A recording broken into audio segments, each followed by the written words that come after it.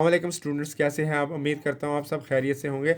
Student, जैसा कि आप जानते हैं कि इस एकेडमिक सेशन के दौरान हमने तीन लेक्चर डिलीवर कर चुका हूँ और ये फोर्थ लेक्चर है। इस थर्ड लेक्चर के अंदर हमने इंसान का जुल्म के नाम से एक कहानी पढ़ी थी जो पेज नंबर 31 पे थी और इसकी हमने मुकम्मल रीडिंग कर ली थी। साथ ही हमने रीडिंग करने के दौरान मैंने कुछ मुश्किल अल्फाज को आसान अल्फाज में आपको बताने की कोशिश की थी ताकि उस कहानी को आपको समझने में आसानी हो। आज हम इस कहानी की रीडिंग करने के बाद इसके क्वेश्चंस को पढ़ेंगे और साथ ही इसके जवाबों को भी समझने की कोशिश करेंगे और साथ ही इसका बुक वर्क भी कंप्लीट किया जाएगा। तो शुरू करते हैं। बिस्मिल्लाहिर्रहमानिर्रहीम। पहला क्वेश्चन है कि बिल्ली इंसानों से क्यों नाराज़ थी? बिल्ली इंसानों से क्यों नाराज़ थी? बिल्ली इंसानों से इसलिए नाराज़ थी कि इंसान सिर्फ तफरीह के लिए हमारी जान लेता है, यानी जानवरों की जान लेता है और इसे सैर व शिकार का नाम देता है। बिल्ली इंसानों से इसलिए नाराज़ थी कि इंसान सिर्फ तफरीह के लिए हमारी यानी जानवरों की जान लेता है और इसे सैर व शिकार का नाम देता है। नंबर 2 क्वेश्चन, लुम्बड़ी ने इंसान को किस तरह अक्लमंद साबित किया? 3 नुकात लिखिए, यानी 3 ऐसे पॉइंट्स बताइए जिनकी वजह से हम ये साबित कर सकें कि लुम्बड़ी इंसान को अक्लमंद साबित किया है। नंबर 1 पॉइंट कि जो रास्ता हम बरसों में तय करते हैं या जो रास्ता हम बरसों में यानी सालों में पूरा कर लेते हैं, तय कर लेते हैं, वो घंटों में तय कर लेता है। नंबर 2 वीरान सहराओं यानी डेजर्ट जो होते हैं, खौफनाक जंगलों और वसी समंदरों यानी जो फैले हुए समंदर हैं, बड़े समंदर हैं, उसमें इस तरह सफ़र करता है जैसे कुछ चमन में यानी बाग में सैर कर रहा हो। नंबर 2 वीरान सहराओं, खौफनाक जंगलों और वसी समंदरों यानी फैले हुए समंदरों में इस तरह सफ़र करता है जैसे कोई चमन यानी बाग में सैर कर रहा हो।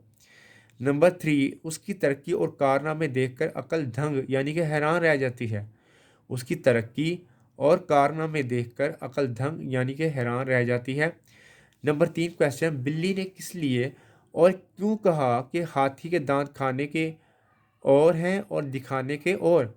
बिल्ली ने ये क्यों कहा और किस लिए कहा?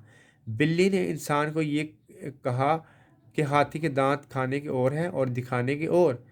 बिल्ली ने इंसान को ये कहा कि हाथी के दांत खाने के और हैं और खाने के और क्योंकि इंसान शक्ल से तो मासूम नज़र आते हैं लेकिन अंदर से संग दिल यानी पत्थर दिल दरिंदा है, यानी इसमें इंसानियत नाम की कोई चीज़ नहीं है।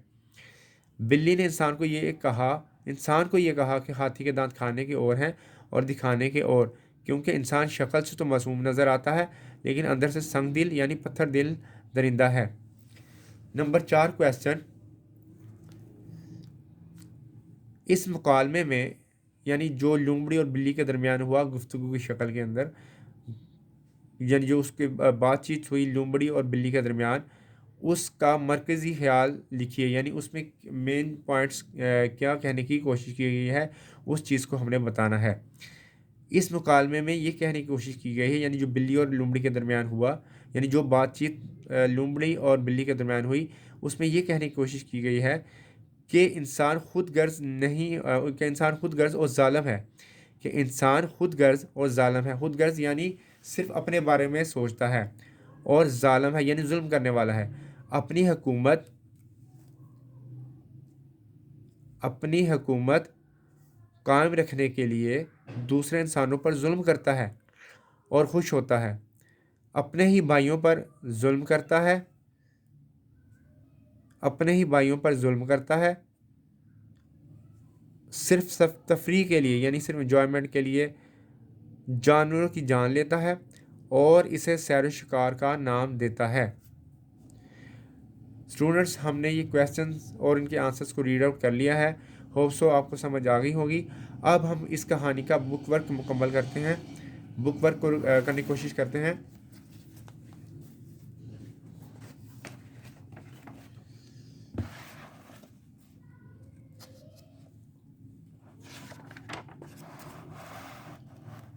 जैसा कि आप पेज नंबर 33 पे देख रहे हैं, क्वायद कलमा और मुहमिल।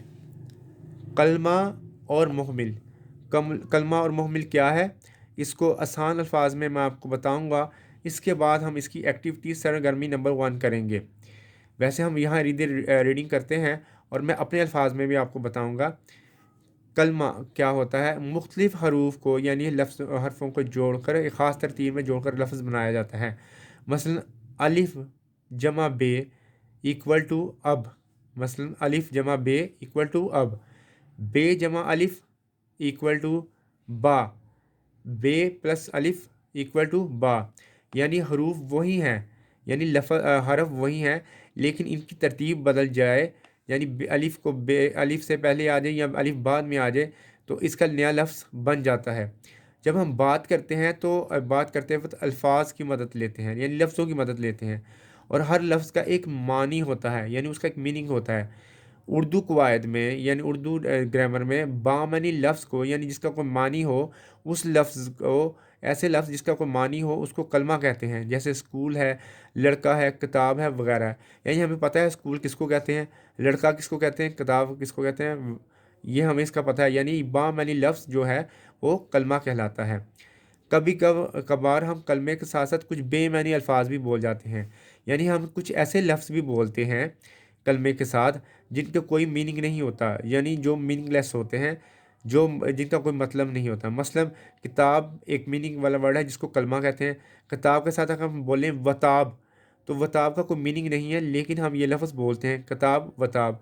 पानी जिसका कोई मीनिंग है, पानी के साथ हम वानी बोलते हैं, लेकिन वानी का कोई मीनिंग नहीं है, तो इसको मुहमिल कहते हैं। यानी जो अल्फाज मीनिंग नहीं रखते या जिनको मानी नहीं होते वो मुहमिल कहलाते हैं, और वो अल्फाज जिनके मानी होते हैं उनको कलमा कहते हैं। इन अल्फाज में किताब और मानी पानी जो है बामानी लफ्ज़ यानी कलमा है, और वताब वानी बेमानी यानी मुहमिल है। ये दोनों ये अल्फाज की दो अक़साम हैं, यानी लफ्ज़ों की दो अक़साम हैं, कलमा और मुहमिल। लफ्ज़ों की ये दोनों अक़साम हैं, कलमा और मुहमिल। कलमा का मानी होता है और मुहमिल का कोई मानी नहीं होता। अब मैं आसान अल्फाज में आपको इनको बताने की कोशिश करता हूँ। सबसे पहले हम लिखते हैं कलमा।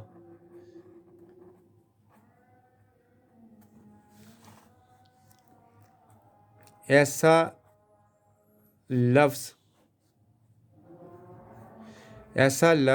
जो मानी रखता हो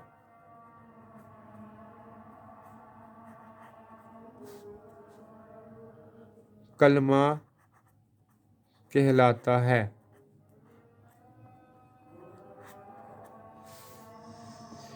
मसलन किताब, पानी, मेज़ वगैरह।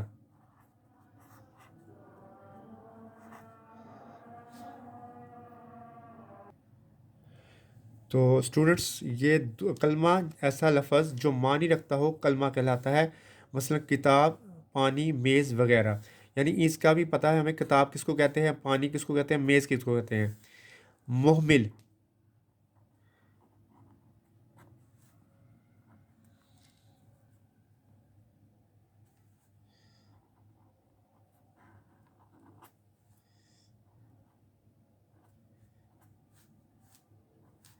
मुहमिल कहते हैं, जो नहीं कि इसका बिल्कुल उल्ट है, यानी ऐसा लफ्ज़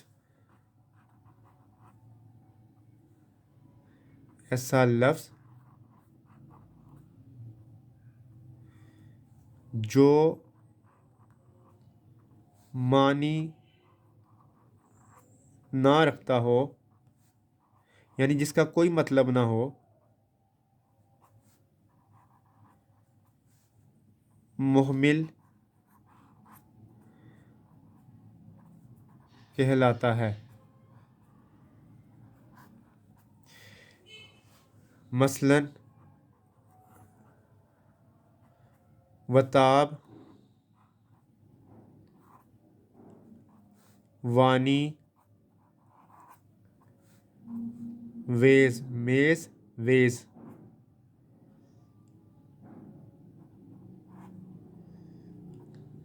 वगैरह। यानी कि जैसे आप देखा यहाँ आपने पढ़ा कि लफ्ज़ जो मानी रखता हो यानी जिसका कोई मतलब हो कलमा कहलाता है। मसलन किताब, पानी, मेज़ वगैरह। इसका उल्ट अगर करें करें तो मुहमिल आता है। मुहमिल ऐसा लफ्ज़ होता है जिसका कोई मानी नहीं होता, यानी जो मानी ना रखता हो वो मुहमिल कहलाता है। जैसे किताब का उल्ट करें तो वताब। किताब का मीनिंग तो हमें पता है, किताब किसको कहते हैं। वताब कोई चीज़ नहीं, इसका कोई मानी नहीं। पानी हमें पता है पीने के लिए इस्तेमाल होता है। पानी का उल्ट करें तो वानी। वानी का कोई मीनिंग नहीं, मोहम्मद लाएगा। मेज़, मेज़ क्या चीज़ है हमें पता है। मेज़ का उल्ट करें तो मेज़ यानी उल्ट किया तो वेज़। तो मेज़ के साथ अगर जो वेज़ पढ़ेंगे तो मेज़ का तो मतलब है यानी कलमा कहलाता है, और वेज़ जिसका कोई मतलब नहीं यानी मोहम्मद कहलाता है। अब इस चीज़ को आपने अंडरस्टैंड कर लिया होगा। हम इसके मुताबिक इसकी जो सरगर्मी नंबर 1 है यानी एक्टिविटी नंबर 1 है उसको करने की कोशिश करेंगे, जो पेज नंबर 33 पे है। दर्ज झैल जुमलों में से कलमा और मोहमिल अलग कीजिए। सरगर्मी नंबर 1, एक्टिविटी नंबर 1। इसको आपने बुक पे करना है। इन्होंने कुछ जुमले दिए हैं, 5 जुमले। उन जुमलों में से आपने कलमा और मोहमिल अलग करना है। एक इसमें से मैं कर दूंगा, बाकी जो 4 हैं वो आपने खुद बुक पे करने हैं। पहला जुमला, बाज़ार से अंडे वंडे ले आओ। बाज़ार से अंडे वंडे ले आओ। इसमें अंडे तो हमें पता है अंडे क्या कोई खाने वाली चीज़ है, और ये कलमा कहलाता है यानी जिसका कोई मीनिंग है। और वनडे यानी जिसका कोई मीनिंग नहीं है, इसका कोई मतलब नहीं है, मुहमिल कहलाएगा। और मुहमिल हमेशा कलमे के बाद आता है। मुहमिल हमेशा कलमे के बाद आता है, यानी जिसका जो मीनिंग नहीं कोई होता वो कलमे के बाद आता है। दूध वूध पीकर तैयार हो जाओ, इसमें से कलमा अलहदा करना है, मुहमिल अलहदा करना है। मेहमानों के लिए चाय वायले बनाओ, कलमा अलहदा करना है, मुहमिल अलहदा करना है। खाली खुली बातें करके वक्त ज़ाया मत करो। तुम्हारा कुछ अता पता भी है, तुम्हारा कुछ अता पता भी है। इस चारों जुमलों में से आपने कलमा और मुहमिल अलहदा अलहदा करने हैं, जैसे मैंने पहले जुमले में से कलमा और मुहमिल अलहदा किए यानी अंडे वनडे। इसकी दूसरी एक्टिविटी है पेज नंबर 34 पे। जैसे कि आप देख सकते हैं लिखा हुआ है सरगर्मी नंबर 2, दर्ज झैल अल्फाज के मुहमिल लिखिए। यानी जो नीचे दर्ज हैं उनके आपने मुहमिल लिखने हैं और इनको जुमलों में इस्तेमाल करना है। यानी जैसे झूठ है, मैं आपको झूठ है, सच है, खेल है, सालन है। झूठ, झूठ का उल्ट करें तो झूठ का हमें पता है क्या होता है, यानी कोई भी ऐसी बात जो न हुई हो या जिसका कोई मतलब जिसका जो झूठ के जुमरे में आती हो तो वो झूठ कहलाता है। झूठ का अगर हम उल्ट करें तो वो होता है मूठ। झूठ मूठ, यानी इसका झूठ का उल्ट करके हमने यानी उसके मुखबिर बना के हमने इसका एक जुमला बनाना है। इसी तरह सच, सच का उल्ट होता है सचमुच। सच का जुमला होता है, सच का उल्ट होता है मुच। खेल वेल, सालन वालन। तो इनके आपने मुहमिल में लिखने हैं और मुहमिल लिखने के बाद इनको जुमलों में इस्तेमाल आपने करना है। तो होप सो आपको समझ आ गई होगी। ये एक्टिविटी नंबर 1 और एक्टिविटी नंबर 2 34 ये आपने बुक वर्क पे ये जो है करनी है। हाँ, सरगर्मी नंबर 2 जो हो सकती है इसको आप कॉपी पे अपने उतार सकते हैं, और आपने साथ ये भी लिखना है दर्ज झैल अल्फाज के मुहमिल लिखिए और इनको जुमलों में इस्तेमाल कीजिए। उसके बाद आपने कॉपी पे किस तरह इसको करना है वो मैं आपको बता दिया था। सबसे पहले आपने लिखना है अल्फाज, उसके बाद आपने लिखना है मुहमिल, और इसके